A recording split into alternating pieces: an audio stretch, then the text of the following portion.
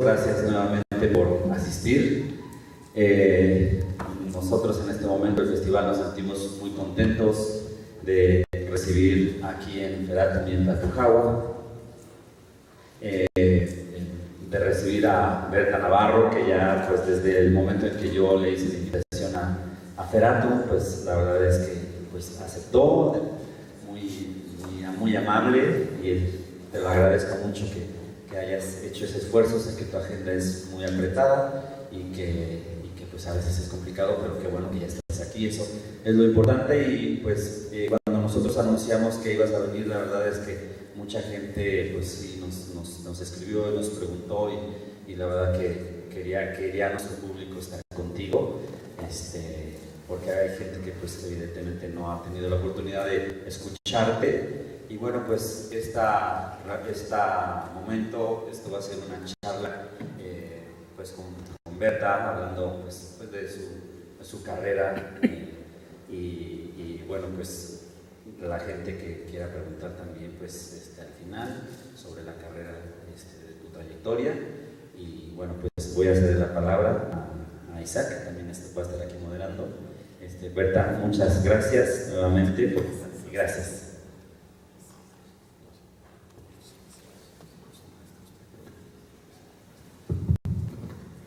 Muchísimas gracias, maestra Berta, por estar con nosotros. Y después de esta bienvenida y esta presentación, nos gustaría, para comenzar la charla, que nos platique acerca de producir en México, su visión acerca de la producción cinematográfica en México, los cambios, las vicisitudes desde que usted comenzó a producir hasta la actualidad.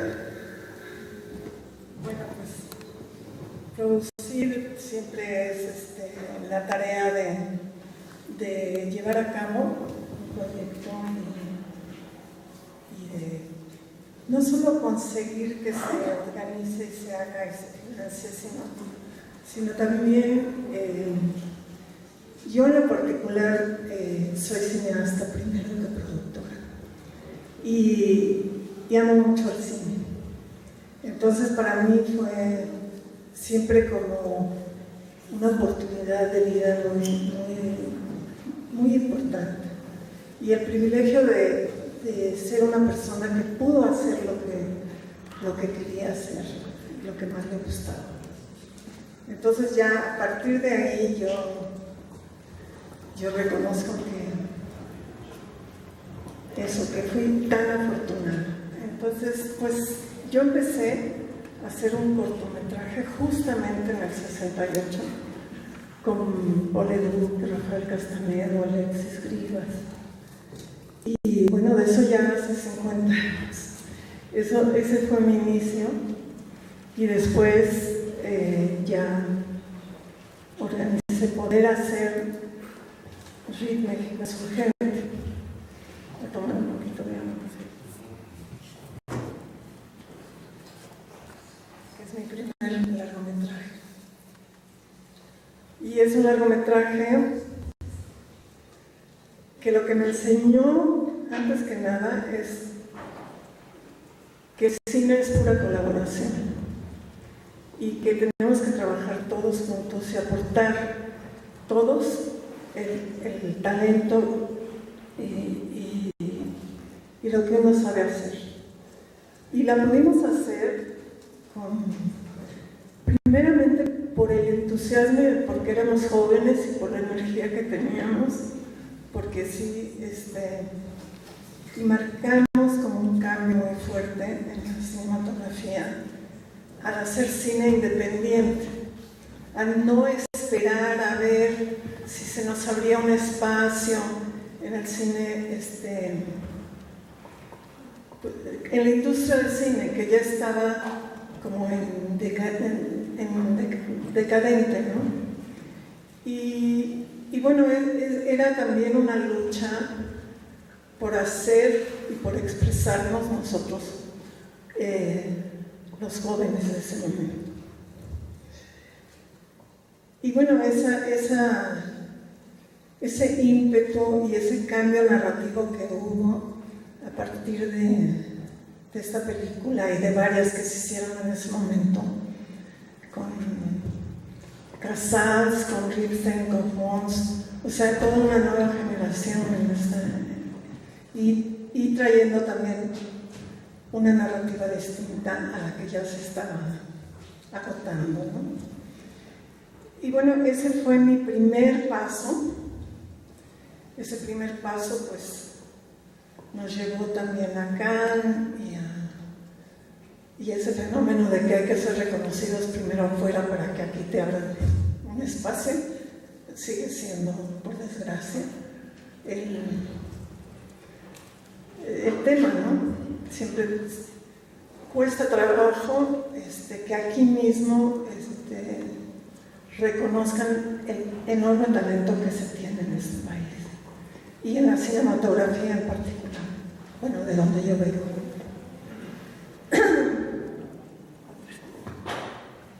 Ahí empecé, pues. A lo largo de su carrera, en sus inicios como cineasta, después como productora, ha incursionado en la producción de películas del género fantástico. Nos gustaría saber su opinión acerca de cuál es la importancia de producir cine fantástico en general en México, en general en el mundo, pero la importancia de producir cine fantástico. Bueno, yo quiero decir que yo soy una productora que lo que busca es el talento, no una temática en sí misma. A mí me abrió Guillermo del Toro, entré con él a ese cine, ¿no? A lo que llaman el cine fantástico. Pero lo primero que me llamó a mí fue la historia que contaba Guillermo y su enorme capacidad, y era un jovencito. Y justamente esa experiencia, esa película fue Cronos. Y bueno, cuando acudimos a instituciones de cine, que todavía no era el cine, pero bueno, por ahí andaban, derivó ahí un cine de eso, lo que me dijeron es: en México no se puede hacer cine fantástico, ni cine de horror. Y entonces pues les dije, sí se puede, y verán. Y entonces, bueno, pues esa película pues ya nos llevó también acá, y se abrió también otra forma de narrar. Y creo que Guillermo aborda, por lo menos las 3 películas que hice con él, que es Cronos, El Espinazo del Diablo y Laberinto del Fauno, lo ve nos cuenta a través de los niños. Sus personajes infantiles nos introducen a ese mundo. Y esa es una forma, y fue una forma muy bella de entrar. A la vez se sustenta su película siempre en una realidad. Ahí está la realidad, y a través de esa realidad nos vamos a la fantasía y a otros fenómenos que son también como emociones internas, ¿no? Que descritas de alguna otra manera, ¿no? Entonces, bueno, pues con él tuve experiencias fantásticas también, fantásticas de vida. Y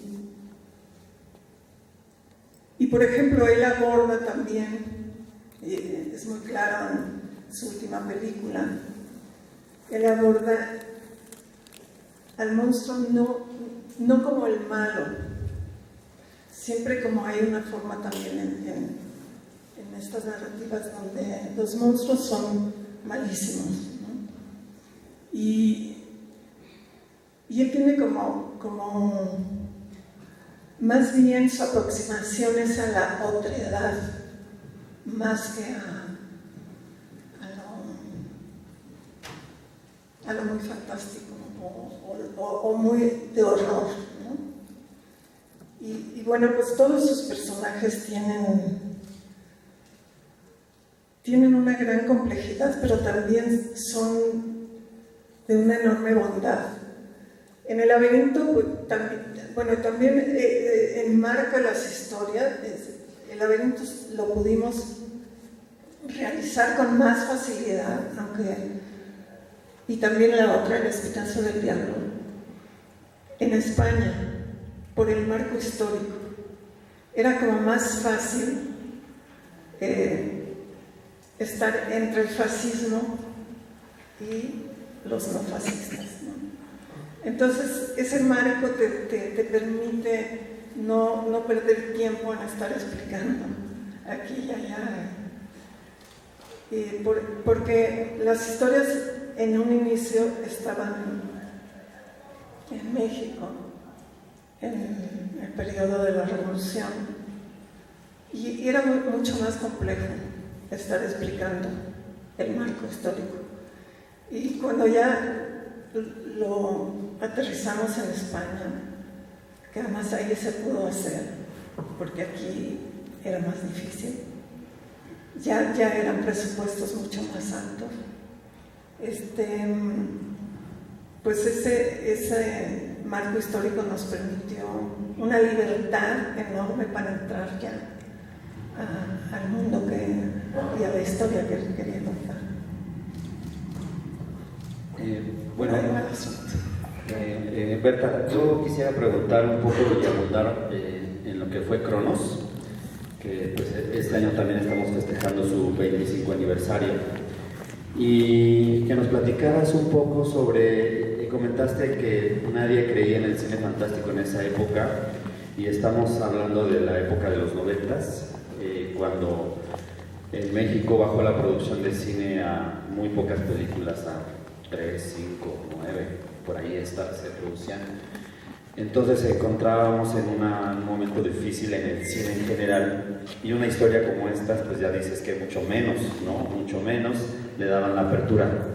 ¿Cómo fue poderla producir? Tengo entendido que hubo algún fondo público, o que nos dijera cómo fue posible los fondos, cómo se pudo realizar de la manera financiera para poderla llevar a cabo, cómo fue ese proceso, no sé si le hicieron en etapas la película. ¿Nos puede platicar un poquito de eso? Pues fue conseguir aquí y allá y endeudarnos tremendamente.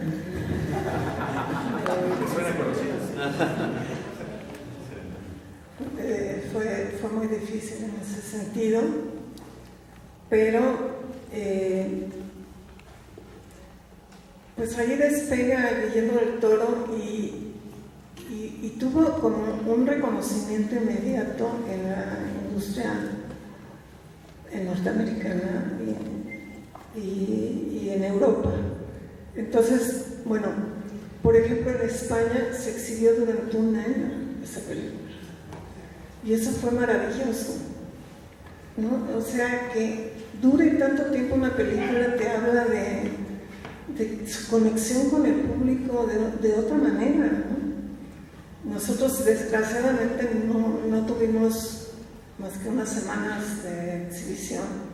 Esa época también es particularmente difícil porque antes es cuando las enormes salas de cine que tenían 3,000 personas, 1,500, se empieza a cambiar a lo que ahora tenemos, que son muchas salas pequeñas en un conjunto, ¿no? Entonces eso también hizo más difícil la exhibición de la película. Yo me acuerdo que la fuimos a ver al Cine Diana, un enorme cine, como de 2,000 butacas, y pues se veía casi vacío, aunque hubiera más de 500 personas. Entonces, bueno, a mí me han tocado todas las épocas y todas las dificultades, todas distintas.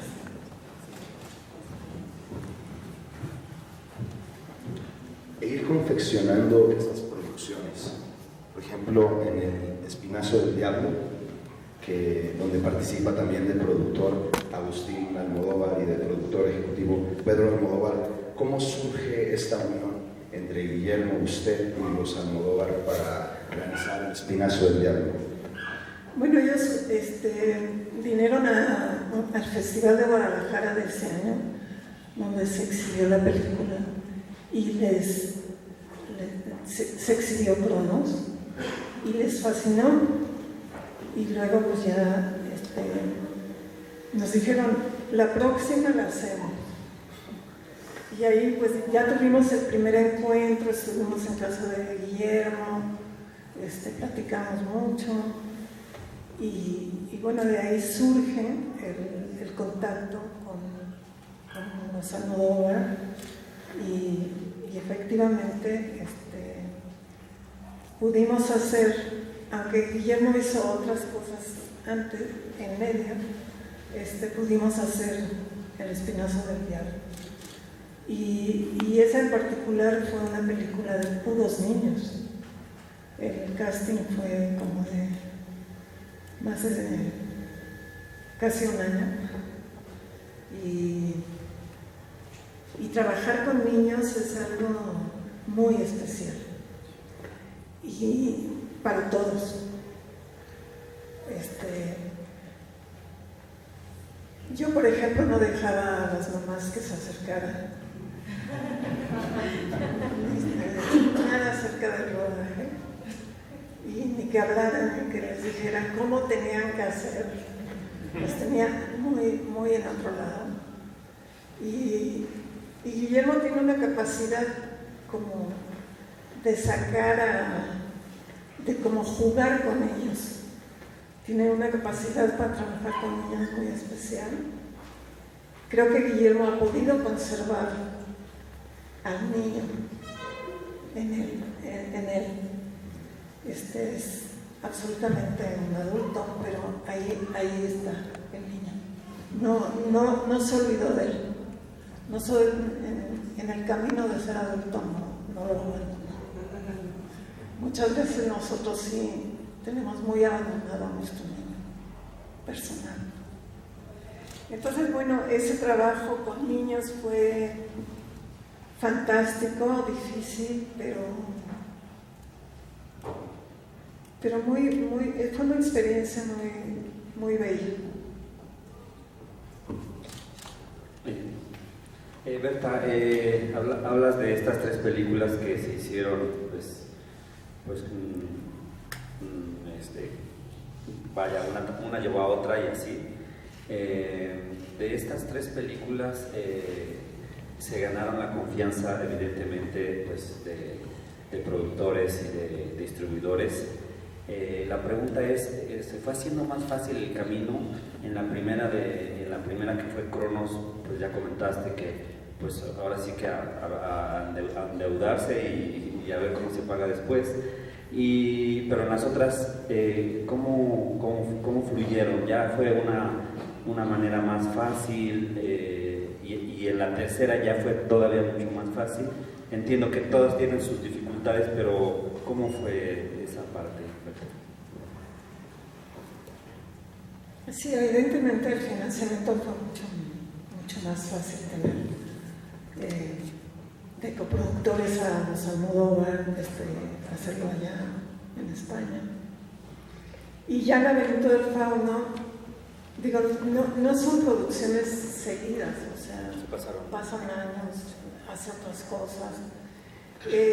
Ya Guillermo está muy consolidado como director, y entonces pues ya como que se arrebata un poco por querer producir. Y aún así, pues el costo, aunque era mayor, siempre tuvimos que hacer un esfuerzo por controlarlo, porque sí es una película mucho más, de muchos más efectos, y ya también en ese momento el costo de producir es mucho más alto, en fin, con actores más caros, pero siempre lo que se crea ahí en la colaboración entre la gente que hace una película es lo más importante. Y esa entrega de saber que sí vale la pena el proyecto en el que estamos todos, y eso facilita muchísimo, porque a mí me tocaron algunas veces que la gente con la que está trabajando no acaba de entender que eso es lo que la necesidad prioritaria es la colaboración con el otro, no la competencia. Y ahí hay una confusión muy grande a veces. Y bueno, pues también me ha tocado en varias ocasiones poner el orden y decir, te vas. Si no entiendes, te vas. Por ahí. En el proceso de participar y crear de la parte de producción con Guillermo del Toro, estas tres películas en diferentes etapas: Cronos en el 93, El Espinazo en 2001, Laberinto en 2006. De alguna manera, como productora, ya venía un Guillermo del Toro más consolidado.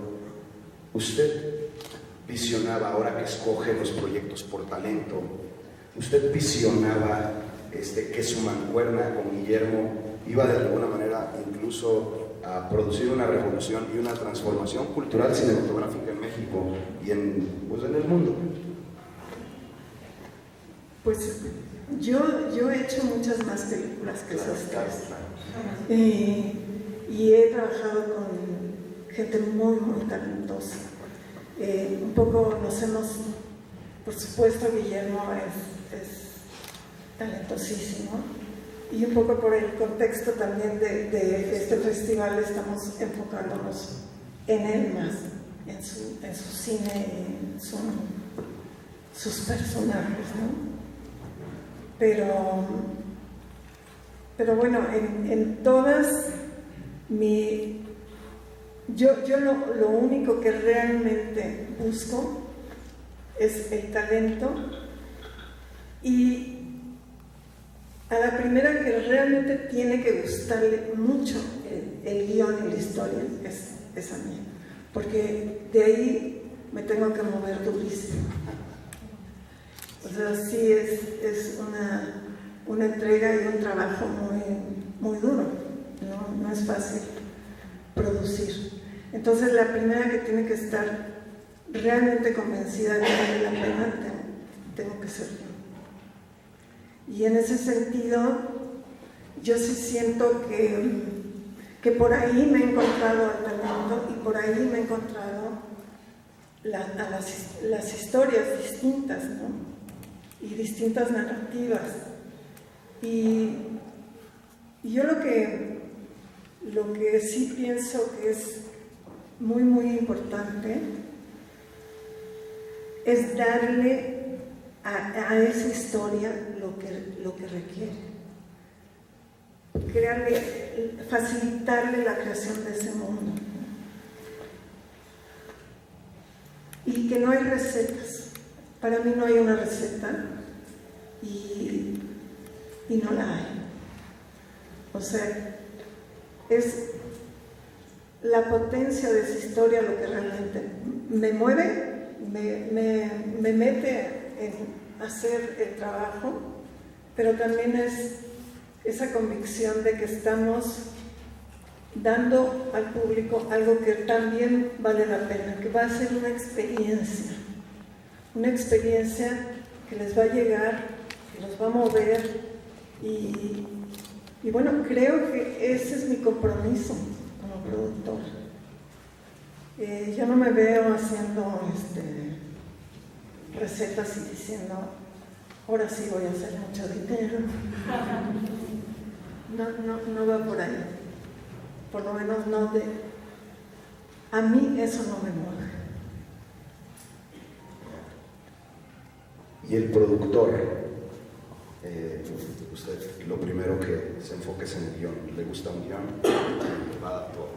Y en colaboraciones, un poquito para redundar en una película fantástica o en un par en las que usted ha producido, la colaboración con un director, o sea, Guillermo del Toro, o sea, cualquier otro director, como productora, ¿cómo hacer funcionar el equipo creativo? ¿Cómo ponerse de acuerdo con un director cuando la parte del financiamiento pues, va a recaer, de alguna manera la responsabilidad va a recaer en usted como figura, como productora?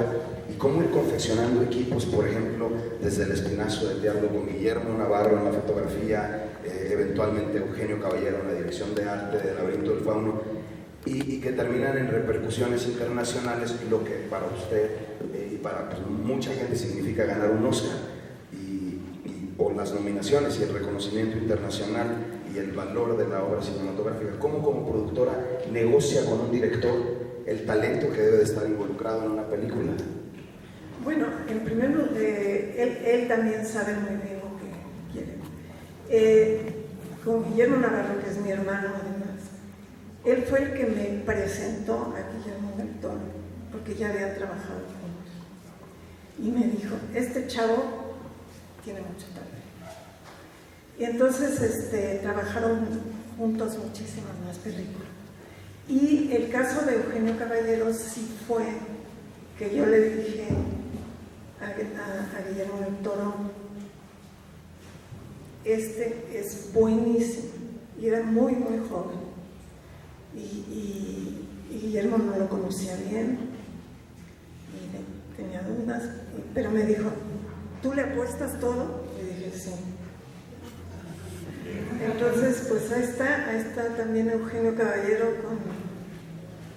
con una carrera increíble, y algo que sí quiero dejar de mi experiencia es que todos verdaderamente sí crean que hay talento y creer en el talento del otro. No nada más el tuyo, porque sin el otro no haces tampoco la película. Nadie hace una película solo, nadie. Entonces, una cosa es ser cabeza, tener X responsabilidad, etcétera, pero está tejida por todos. Y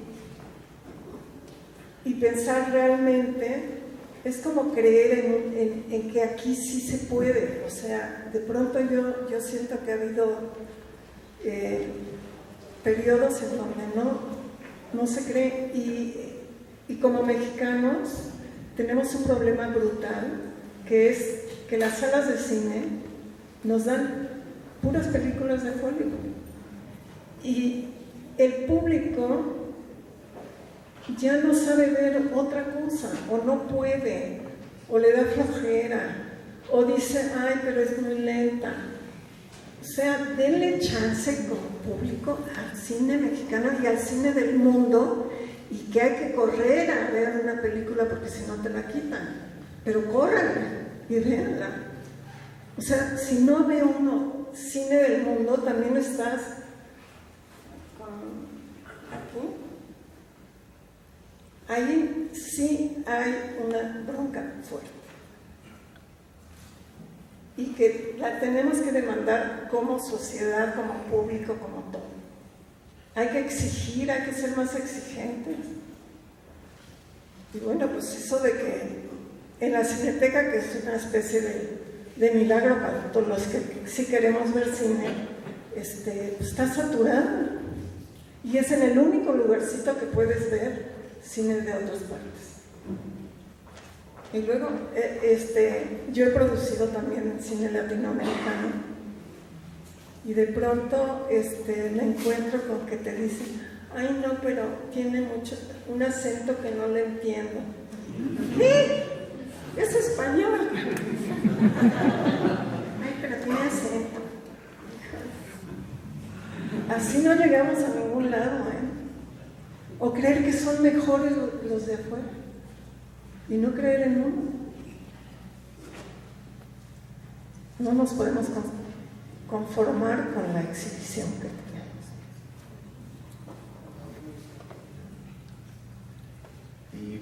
Y bueno, como el cine no tiene fórmula, Sí, algunas sí tienen fórmula. como esta parte de hablar de la importancia de producirlo, también ha incursionado en producir documentales, ha incursionado en producir cortometrajes. Muy temprano en su carrera está De Tripas Corazón, un cortometraje nominado al Oscar. Háblenos un poco en ese momento de la producción de corto, a qué se enfrentó y cómo fue que este corto llegara a trascender. Bueno, yo en ese tiempo estaba en Guadalajara, Guillermo me llevó para allá. Duré un año nada más, pero pues conocí mucha gente, trabajé como en la escuela de cine que había y bueno, llegó este chico con esta preciosa historia y la hicimos en base a que la misma Universidad de Guadalajara invirtiera, etc. Y bueno, con mis contactos y los de Guillermo también, pues trajimos actores importantes. Creo que es de las primeras cosas que hace Gael. Y bueno, ahí armamos una película muy bonita que sí llegó a ser nominada al Oscar. Y era realmente como un ensayo, viendo el talento que había ahí, ¿no? Y bueno, pues se pudo.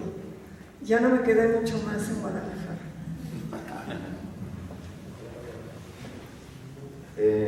En su visión de cineasta y de Perdón, es Antonio Urrutia, el director de ese cortometraje. Como cineasta y como productora, ¿qué significa el reconocimiento internacional? ¿Qué significa una nominación al Oscar? Ganar un Oscar, premios internacionales como Cannes, selecciones. ¿Qué significa como productora esto hoy en día? ¿Qué considera que debería significar para un productor mexicano este tipo de reconocimientos? Porque a veces parece que la razón por la cual hoy en día bastantes personas se involucran en el cine son por las razones equivocadas, como esta parte de la industria del glamour, esta parte. Entonces, tener una personalidad como usted que ha trabajado el cine desde el principio, ¿qué le diría a todos esos productores? Bueno, el reconocimiento internacional pues siempre es importante, digamos, hace como más sólida la película y como ya lo dije antes, es la manera de regresar a ver si te pegan acá. Y por otro lado, pues cualquier película del mundo requiere ese reconocimiento y lo buscan, ¿no? Entonces los festivales son muy importantes y son muy importantes festivales como este también y esa es la manera también, son las ventanas que tiene un productor y un realizador y una película, ¿no? Esas son las ventanas para poder salir y colocarse y que sea vista, porque también eso de hacer cine para que no se vea pues está tremendo y pues esa es la larga batalla, ¿no? Empiezas con una historia, con un guión y tienes que seguir hasta que la colocas y la distribuyes y vas a festivales. Yo también tengo otra pregunta. Berta, tú con la experiencia que tienes de hacer cine de todos los géneros, no solo cine fantástico, a veces, ¿cómo determinas a un director? Porque muchas veces cuando un director, y hablamos como del medio del género fantástico, comienza su carrera a hacer películas de terror, muchas veces los productores no le tienen confianza para hacer otro género, es decir, se encasillan o los encasillan a estos directores este de terror, no creo que le salga una comedia u otro género, ¿no? Y se ha visto muchos casos, y conozco también muchos directores que les sucede eso, y que no les tienen esa confianza. Tú como productora, ¿qué opinas al respecto para poder contratar o trabajar con un director? Bueno, ya lo dije, me tiene que convencer primero. Sí. Y por otro lado, he hecho muchas óperas primas a partir de que es, digamos, un poco más riesgoso. Pero también para los directores también tienen que tener oficio. Y si es tan difícil hacer una película y luego la próxima, pues no es fácil, ¿no? Pero nosotros sí tenemos México tiene más de 100 años haciendo cine. O sea, eso se va nutriendo y se nota. Y una cinematografía no se hace luego. No alcanzas a formar a toda la gente, ¿no? Y en eso tenemos una enorme ventaja, ¿no? Yo, para contestar tu pregunta, sí creo mucho en el oficio. Por ejemplo, si es una ópera prima, yo lo rodeo de puros profesionales. Y así vamos como tejiendo y ayudándole a hacer la película que él quiere hacer o que ella quiere hacer. Entonces, bueno, en ese sentido, sí creo que somos muy, muy afortunados de tener tanto tiempo. Tenemos un gran oficio y tenemos técnicos increíbles. En Colombia, en Ecuador, en otros lugares, tú ves a puros técnicos mexicanos. O sea, para consolidarse una cinematografía toma mucho tiempo. Y bueno, ese es un privilegio nuestro. Pues vamos a proceder a las preguntas del público. A ver, vamos por aquí adelante. Dámelo para que. Gracias. Hablaba hace un momento de que usted necesita que un proyecto la convenza para entrar a producirlo. ¿Qué debería tener este proyecto que tengo hipotéticamente en la mano para convencerla de que, para que usted diga, necesito ver esta película en pantalla? ¿Qué debe tener? ¿Qué puntos? O sea, ¿cómo estoy? Que me convenza tu talento, que yo te vea ahí, que me mueva lo que me estás contando. Como digo, para mí no hay formas. Es muy distinto tener este oficio, más no recetas. Y una historia pues te va llevando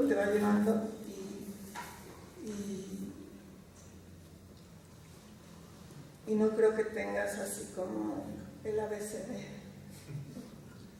Y yo sé, yo me dedico también mucho a crear talleres para profesionales,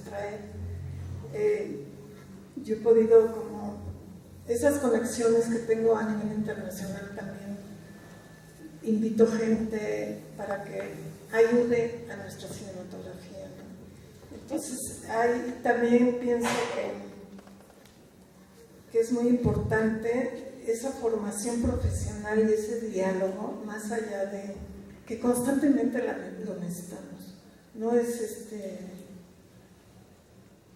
yo ya sé cómo, sino enfrentarte con otro, tu proyecto, en este caso con otro que es guionista y que te ve, porque también a veces lo que pasa es que tú ya te agotaste, ¿no?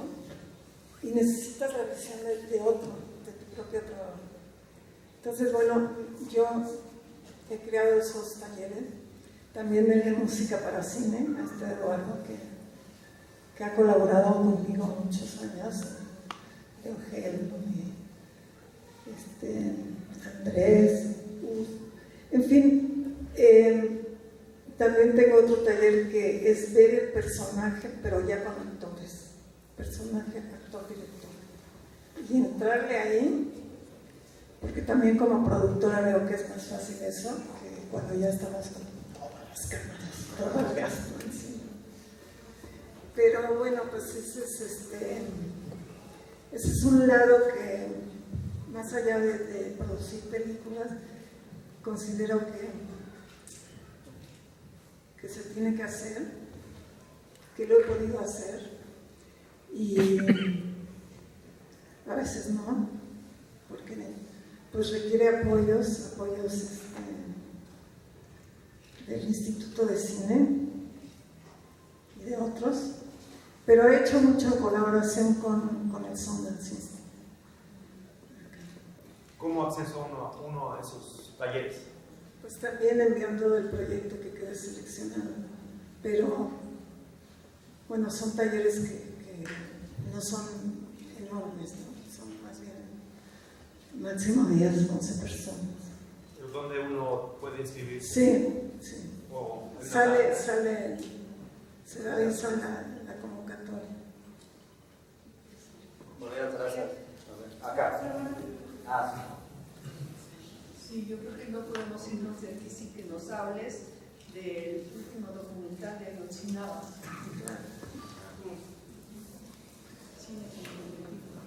Bueno, pues acabo de hacer un documental sobre Ayotzinapa, es decir, ya se exhibió, va a salir en Netflix, y es el seguimiento de lo que ocurrió, y es dar voz a esos estudiantes, a los padres, a las madres, que también creo que es muy importante el cine documental, y en este caso me sentí como que era muy necesario hacerlo, y Guillermo del Toro también participó, y creo que necesitábamos estar ahí para cobijar este proyecto, es decir, que pues responder, estar ahí, y que no es tan fácil meterse más con uno que con un director que no. Entonces apoyamos bastante al director, que duró como 2 años y pico el rodaje, hasta ver crecer a los chicos, a los sobrevivientes.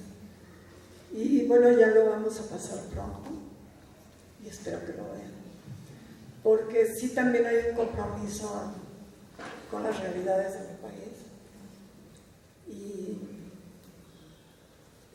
y esa es una parte muy importante de que si yo puedo hacer películas grandotas, también puedo hacer un documental que nos hable de nuestra realidad. Y bueno, ese es Ayotzinapa, muy pronto espero que lo vean. Yo tengo un par de cuestiones, una para Berta y otra para Miguel Ángel. Habéis comentado ambos que en la década de los 90 producir era muy complicado. Tú has dado un dato que me ha llamado mucho la atención, que has hablado de 8 o 9 películas producidas en el país. No sé si es aproximado o real, pero me llama mucho la atención una cifra tan baja. A ver si podías explicar un poquito más este aspecto. Y luego, Berta, en todas estas conexiones de trabajar en España, en el caso del Espinazo del Diablo, hablabas del trabajo con Agustín y Pedro, que es la productora de Deseo. Si alguna vez, viendo un poco la logística de producir en España, se te pasó por la cabeza ubicarte en España, empezar a trabajar directamente en España, o bien siempre has tenido la mente puesta en tu país el estar aquí trabajando con realizadores.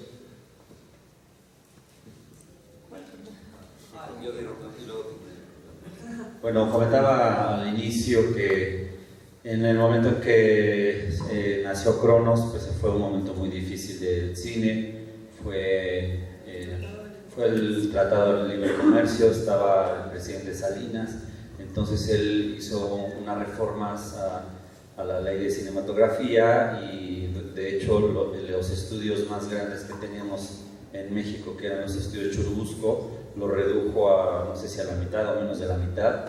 Entonces luego antes había el banco de la cinematografía, que después también dejó de existir. Entonces hubo una serie de reformas en los finales de los 80, 90 y más en la época del salinismo. Bueno, yo era muy chico, esto lo sé porque ya después me enteré, pero seguramente Berta también nos puede platicar un poco qué pasaba en ese momento de los 90 con la producción de cine.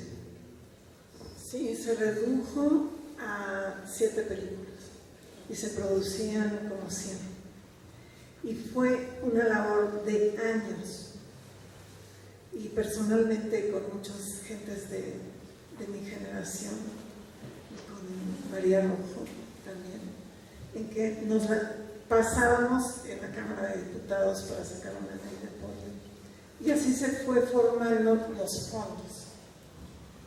Esos fondos ya nutren a una cinematografía actual. Y según el dato de este año se produjeron 174 películas. Entonces, para todo hay que batallar.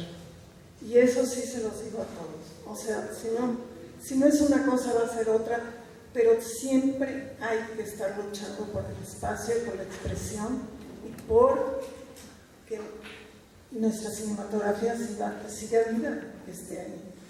Como les decía antes, una de las tareas más fuertes es también la exhibición, porque eso nos saca también de tú puedes producir, pero luego no te ven, es como una locura, ¿no? Y respecto a... Vivas España. Sí, bueno, para mí también hice Rabia, otra película más, con Sebastián Cordero. Para mí, sí, tengo muchos vínculos con España y fue muy, muy importante trabajar ahí. Para mí fue muy lindo, muy enriquecedor. Pero sí creo que mi batalla central era estar aquí. Y pues aquí sigo. Allá atrás. Hola, mi nombre es Jonathan, soy de Next Connection. Es un honor para mí hacer unas preguntas. Para usted, cuál es el mayor reto al hacer cine el día de hoy? El mayor reto es... Yo creo que el mayor reto es la exhibición. Yo creo que ya hay mucho más, hemos resuelto de alguna manera poder hacerlo. El mayor reto siempre es, para quien va a hacer una película, es que salga bien y que sea, ¿no? Y que sea tu expresión, eso creo. Pero hay otro tipo de películas que están más orientadas al público. Tenemos un desarrollo de comedia muy, muy grande, y también de un cine más de fórmula, ¿no? Entonces, pues depende en dónde te coloques y qué quieras hacer. Ese creo que es el mayor reto de todos. Desde dónde quieres hablar. ¿Quién más? Señor Navarro, ¿has deseado volver a regresar a la dirección, tú como directora de documentales? ¿No extrañas esa parte? Sí, extraño esa parte, pero también creo que eso me ha permitido saber ver la película que viene y con quién la voy a hacer, ¿no? O sea, como les digo, yo soy cineasta, veo mucho cine, dirigí cine, bueno, documentales, y Entonces tengo como un conocimiento de una película, de cómo se hace, ¿no? Ahora me proponen hacer series, y un poco eso creo que no le tengo que pensar tanto porque mi edad no me lo va a permitir. Soy muy dura. Pero bueno, se viene ya por ahí también la narrativa. Y a veces sí hay temas que quisieras seguir o personajes que quisieras seguir, pero el cine es al revés, el cine hay que amarrar y que no se te salga, ¿no? Y a veces te quedas con las ganas de seguir con un personaje o con parte de la historia, que creo que las series buenas pueden dar. Gracias. Acá. Ajá. ¿Te puedes parar? Sí. Maestra, buenas tardes. La industria fílmica en México discrimina por género. ¿Le fue muy difícil a usted como mujer al principio abrirse camino como mujer productora? Porque hay más hombres en el medio que mujeres. Pues sí, digo, hagas lo que hagas como productora, pues sí, me fue difícil ser mujer. Y eso me forzó a tener un carácter fuertísimo. Y creo que soy medio guerrera. Y eso tienes que ser, luchadora soy. Y bueno, me fui ganando el respeto de los compañeros, porque me tocó al principio así, muchos, todo era masculino. ¿Alguien más? Acá, ¿dónde? ¿Arriba? Mejor con uno de estos, porque no te voy a oír. Sí, habla duro. Habla duro. Hola, escucha, ahí la caja de resonancia acá, muy buena. Tengo una pregunta teniendo un guión de ópera prima, ¿cómo uno puede hacer si no tiene esas conexiones y no conoce a otras personas para poder acercarse a que lo juzguen, a que una persona como usted pueda conocer el trabajo y que le pueda dar la oportunidad de ver si nos convence?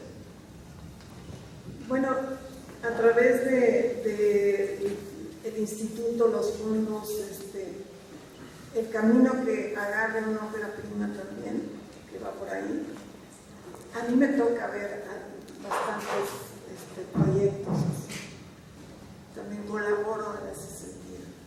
Y muchos productores y cineastas. Entonces creo que siempre te tienes que acercar a instituciones o a escuelas o a productores. Y desde las escuelas de cine también. Entonces, bueno, son procesos, pero tienes que estar conectado. Quien quiera hacer cine tiene que conectarse. Esa es la otra parte. Y te tienes que conectar con tus colegas, porque es por ahí que vas a llegar. Y con todos los fondos, ahora hay más oportunidad en ese sentido. ¿Una más? Allá. Sabes que el mayor reto es la exhibición. ¿Qué cambiarías tú para exhibir a más cine? ¿Qué cambiarías tú en el sistema de distribución y difusión para exhibir a más cine mexicano? Si tuvieras el poder. Pues muchos pensamos que debe pasar por una ley en donde haya un porcentaje para el cine mexicano o para el cine del mundo y para el cine en español, porque ya no nos volteamos a ver, o sea, de verdad no ves ningún. Yo tengo que ir a festivales a ver películas latinoamericanas o españolas. Y Y eso ha sido la deformación, porque yo le apuesto también a ese mercado. O sea, nos entendemos, nos hablamos. Se exhibe a lo mejor una película de la Martel en la Cineteca, de la directora argentina, pero no ves cine latinoamericano, no ves cine del mundo, pero yo sí considero que si hablamos español tenemos potencialmente millones de gentes. Entonces es una locura que no nos veamos entre nosotros. Y como ya dije también, luego les molestan los acentos.